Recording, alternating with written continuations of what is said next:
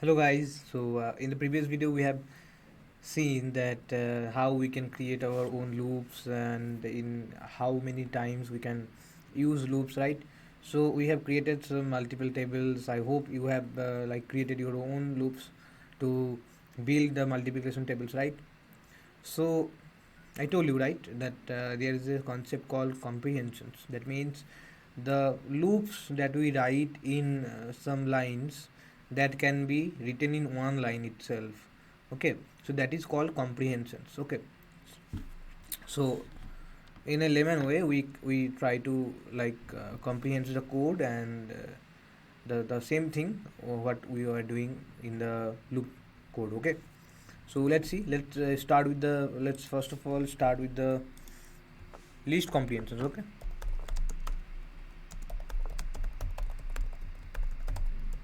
Okay, now, so if you remember, we have created multiplication table. So how did we do that?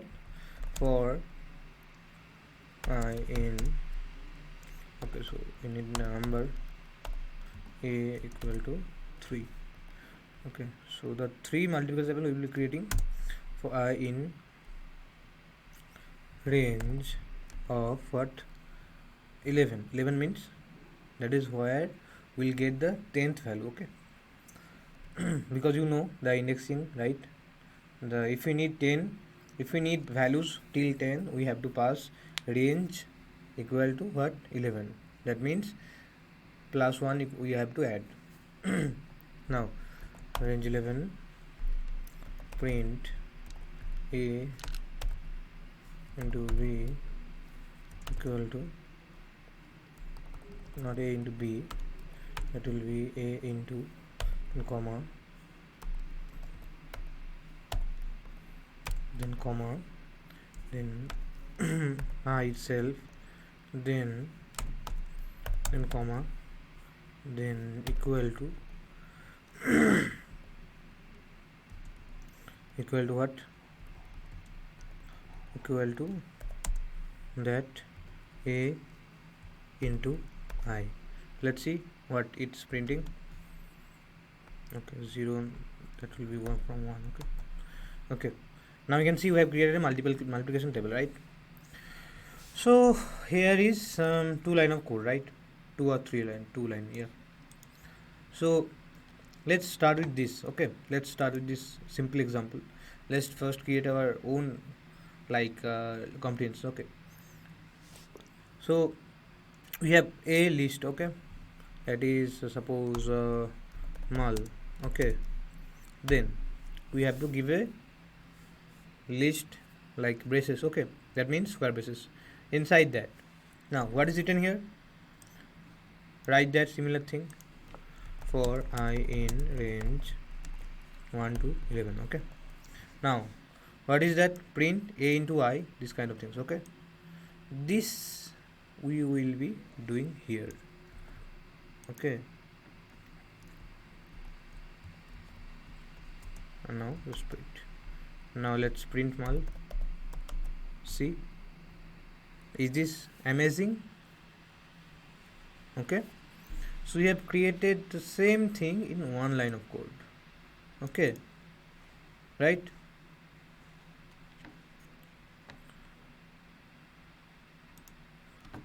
If I just do like this, let's see what it happens. This won't be executed. Okay, like this spaces you have to pass. Okay,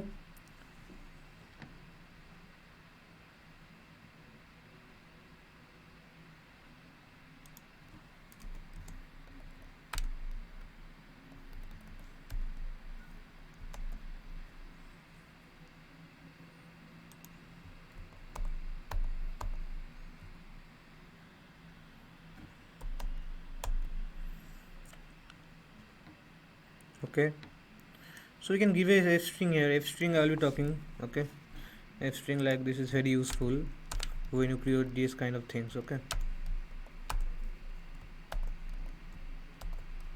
I'll be talking, no issue.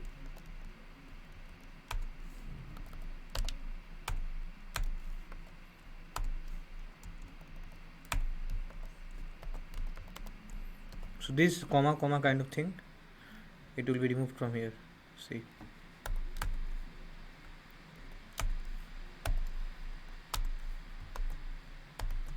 see, okay.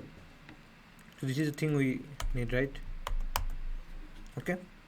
So this is called list comprehensions. Okay, this is called list comprehensions.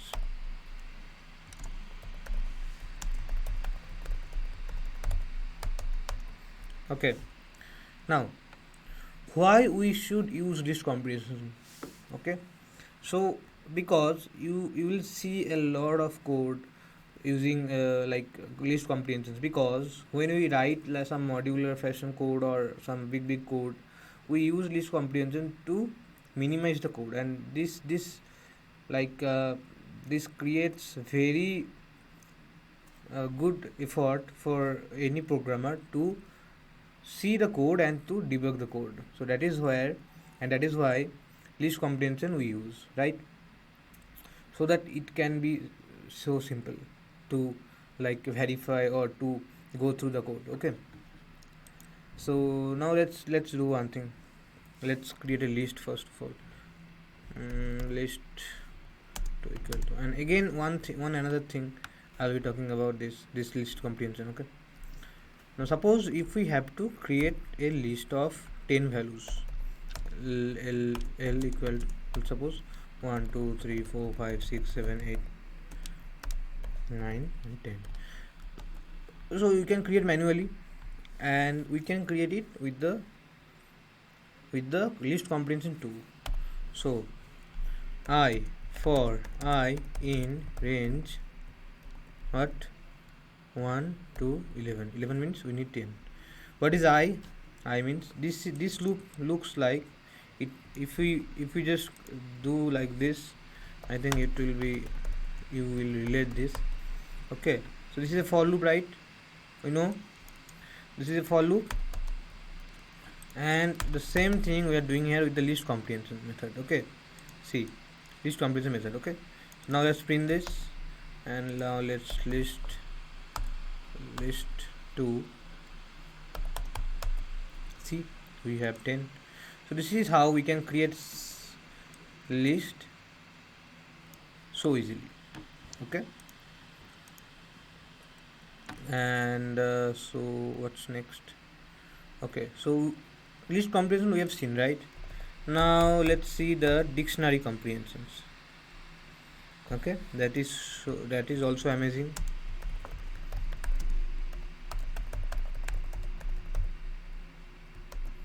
Okay, now let's suppose we have keys like a b c d in key, like in key list. Okay, there is a call list key, there is a list call key, and that have all the keys a b c d. Okay, and value wise we have I for I in range 5. That means 1 to 4. Okay, 0 to 4, 0 1 2 3 4.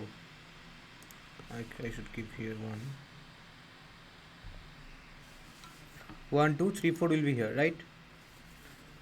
Okay, you know this I for I in range 1 to 11, what was that? 1 to 10, right? Excluding 1. And also here what will be the list? 1 to 4, right? Excluding 1. 5 to excluding 1, what is that? 4. 1 to 4 will be there, right? Now what is now how will we create the dictionary? Let's see. Now k colon v. If you know the syntax of dictionary, there was a colon, right? Key value pair. So this is the same key value pair we are creating here. Key value for the for loop here, and k comma v. That k comma v is here in zip k value. What is zip method? I will talking about this. So now let's see. For I comma j, if I just do the for I in zip key comma value print I. So zip will be like concatenating two lists. Okay, we can do like this. So you can see ABCD was in the key list, and 0 1 2 3 was in the this list. Okay, I hope it is clear, right? So this is how we created this thing. Okay, this is how we have created this thing. 1 2 3 4 is there, right? ABCD is in the key and value wise it is 1 2 3 4. So this zip function, what it is doing, this is zipping this key and value into one tuple, right? So this is how we can create our key and value pair, right? Now let's just execute this and let's see what is DC. See, this is thing, and we can do like this. This is I, and we can just create J also. J, print I. So it will be printing only the key values. See, only the key values are here. And if I just write J, only the values will be getting printed. See, right? So I hope this zip function is clear for you, and this is how we can create dictionary comprehensions, right? So this is, I hope this is so similar. So these two methods are very easy and very useful, right? And very efficient also. So you have to know list comprehension and dict comprehension in your, for your future purpose, because though both of them are very necessary. Okay, so yeah, so like let's like there is a concept of functions. Okay, so let's talk about this. What is functions? Function are nothing but a block of code which performs a specific task and can be called again and again as per requirement in the code. A generic way to write a simple function is shown below. So now, what is the function? So if you remember, I have talked about, right, that if we need to fill a bucket, right, with water, so we need to again and again fill that bucket, right, with a mug of water, right?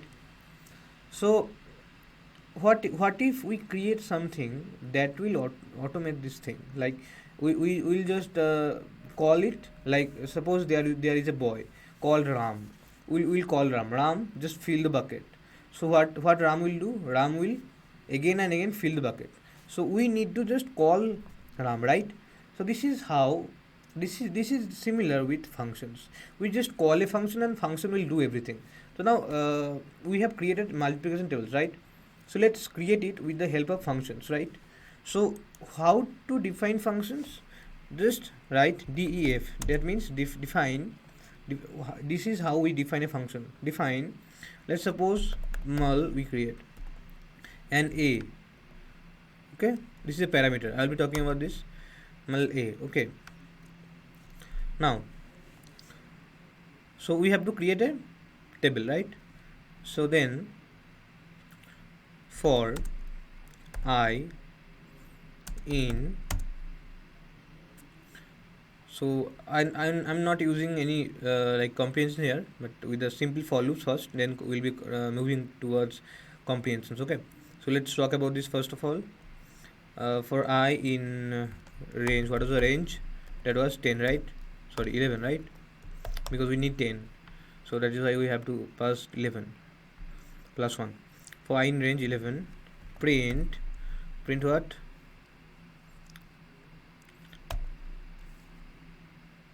A comma, sorry, a into I comma, I'll be talking about that like string formatting, okay, in future, in maybe next class. Let's see. A into I. Okay, so this is a function which will be doing multiplications. Okay, so now let's see what is, now call it mul, the same name, and the parameter wise, what is the parameter? A, right? So what is A? We have to pass. A will be like, let's see, 4. Okay, let's see. C. Okay, we have to pass 1. Okay. Okay, see, this is a table of 4, right? If we pass 5, okay, so isn't this amazing? With the help of one simple call, we can create any kind of multiplication tables. But with the help of for loop, we have to again and again clear the for loop. So it was headache, right? So let's, why not, why to use for loop again and again. Let's create a function and then call the function, and function will do everything, right? So that boy Ram, what he was doing, he was, by calling him we can fill the bucket, right? So same thing here is here. So now we can create any kind of thing. Null of 100 we can create. See, multiplication table of 807 we can create, right? Anything we can create, right? So let's like for addition we can create anything else also. And now let's like we can create another calculator also. Calculator. Okay, now a comma b we have to pass. Okay, and op is equal to op. Okay, now if op equal to add. Okay, so what we will be doing, print a plus b equal to a plus b. Same thing, if op equal to null, print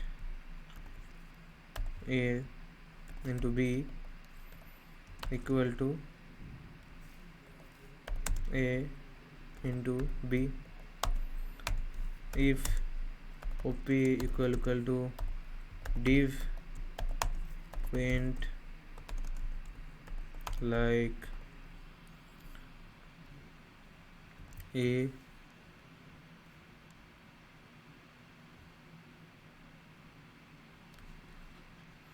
okay, here we have to create another if, because for multiplication, for division we have to know which one is the larger number, right?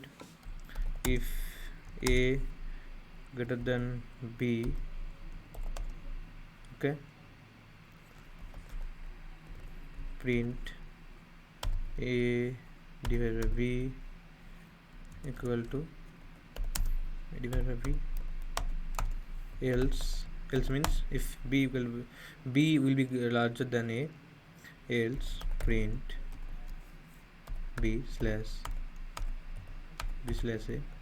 This is all about logic, right? So you have to create your own logic for this b slash a, right?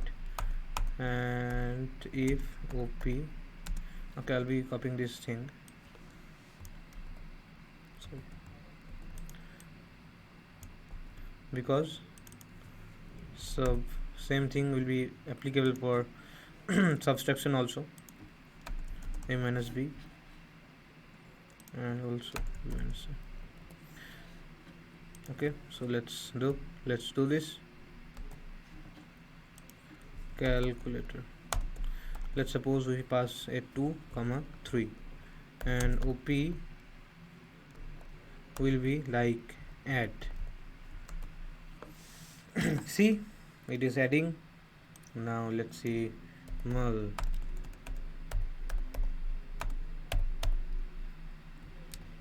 See, it is it is doing multiplications. Now let's see the division, what it is doing. See, b by a, because b is greater than 2. If we just change that, let's see again also. Okay, again also means that is a slash b now. So I hope this is clear. Now let's subtract. Sub, see, if we just change this here,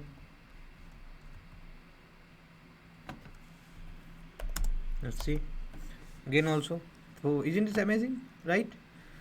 So now one thing, input I will be teaching you. What is input? We can take input from users.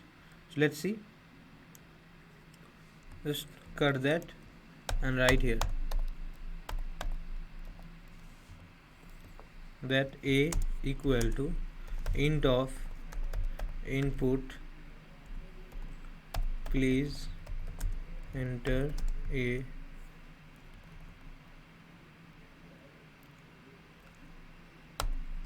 b equal to int of input, please enter b, and op equal to str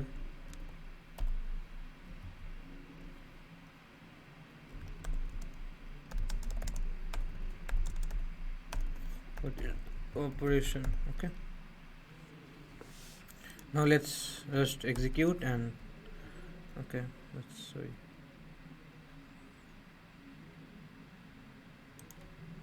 Okay, so there is an indentation gap, you can see. Okay, now execute. Okay, we don't need to pass anything, just call the function here. Okay, please enter a. What is a? Let's suppose 3. Then enter. What is the enter b? That will be 5. What is, okay, sorry, input is not there, right?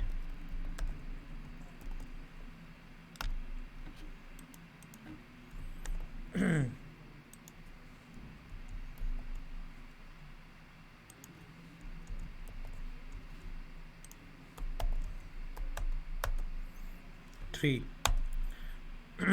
Let's 6. Let's see, add ab equal 9. Okay, again call it, like suppose 7, then suppose 676. What is the operation? Div. See, so I hope this is clear. The input function, the how to build functions, how to build multiplication tables with functions, right? We have built a calculator, right? So I hope this class was interesting, right? So in the next class we will be talking further about functions, and we'll be creating some like good examples of functions, right? So I hope you are good with Python, and let's see in the next class. Thank you.